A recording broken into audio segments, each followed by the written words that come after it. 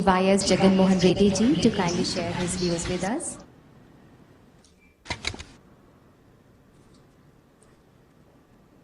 Esteemed Prime Minister of India, Shri Narendra Modi ji, Union Minister for Ports, Shipping and Waterways, Shri Manshukh Mandavia ji, Shri Dharmendra Pradhan ji, Union Minister for Petroleum and Steel, Chief Minister of Gujarat, Shri Vijay Rupani ji, Minister of Transport, Denmark, Mr. Benny Engelbrecht, Group Chairman and CEO DP World, Mr. Sultan Ahmed bin Sulayem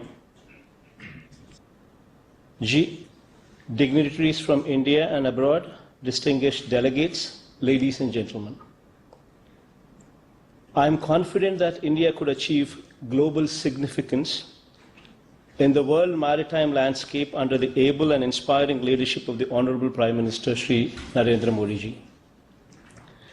India in general and the coastal states in particular have unlocked the true potential of the port economy as a driver for industrial growth.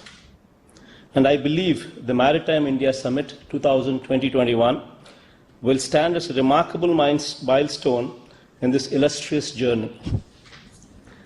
Today, 95% of India's trading by volume and 70% by value is through maritime transport. Indian ports handled approximately 1.2 billion metric tons of cargo traffic in the year 2019-20. And much required policy reforms like 100% FDI, Make in India, Sagarmala and Bharatmala have been introduced to ensure exponential growth in the sector. I am sure that Maritime India Vision 2030 document would certainly stand as a testament to the government's commitment in this regard. Sir, I believe that the importance of blue economy in a nation's growth story extends much beyond the maritime trade and the export-import statistics.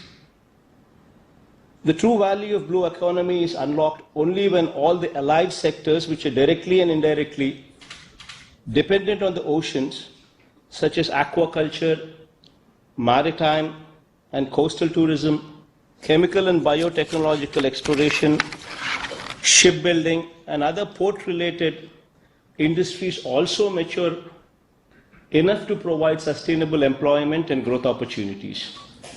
The draft of the first ever national fishing policy released by the Government of India in September 2020 is an example of several such solid steps taken in this direction.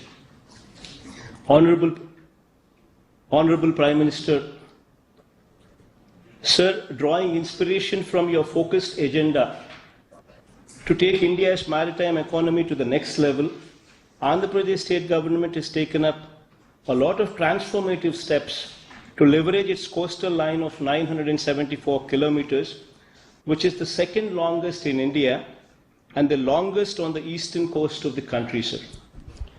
Today, I am proud to say that Andhra Pradesh is ranked number 1 in the country in Ease of Doing Business Rankings 2020-20, released by the Ministry of Commerce and Industry, Government of India. See, one of the factors, sir, that contributed to this achievement is the state government's consistent efforts in developing port infrastructure, support ecosystem, and encouraging port-led industrialization. Andhra Pradesh has one major port in Visakhapatnam, sir, 5 functional state ports, and 10 other notified state ports with world-class facilities that handle more than 170 million tons of cargo per annum, second only to Gujarat. Andhra Pradesh state shares 4% of the total Indian exports, and we aim to reach 10% share by 2020-30, sir. In recent times, several industrial nodes have come up in the state with ports as the focal point for development to further unlock the potential offered by the long coastline of AP. The Government of Andhra Pradesh has undertaken development of 3 greenfield ports at Ramayapatnam, Machilipatnam and Bhavanpadu on an innovative model that mitigates all risks associated with the greenfield port development, thereby making the port operation a risk-free proposition for the private sector. After the development of the port by the government, the operator of the port would be selected on competitive bidding basis, ensuring maximum revenue realization for the government and providing a risk-free investment opportunity to the investor. These all-weather, deep-drafted ports are all set to be operational by 2020-23, creating an additional capacity of at least 100 million tons of cargo per annum in the short term, with the potential to grow leaps and bounds in the long term. In order to ensure that the ports operate at their fullest capacities, the state government has consciously taken steps to attract large investments in the sectors ranging from manufacturing, petrochemicals, food processing, pharmaceuticals, etc., which are port dependent. The state government, with the support of the Government of India, while promoting skilling by establishing an Aqua University, has also undertaken the development of 8 fishing harbours, establishment of testing labs and cold chain facilities to provide better ecosystem for the aquaculture, thereby increasing the share of aqua-related cargo from the ports.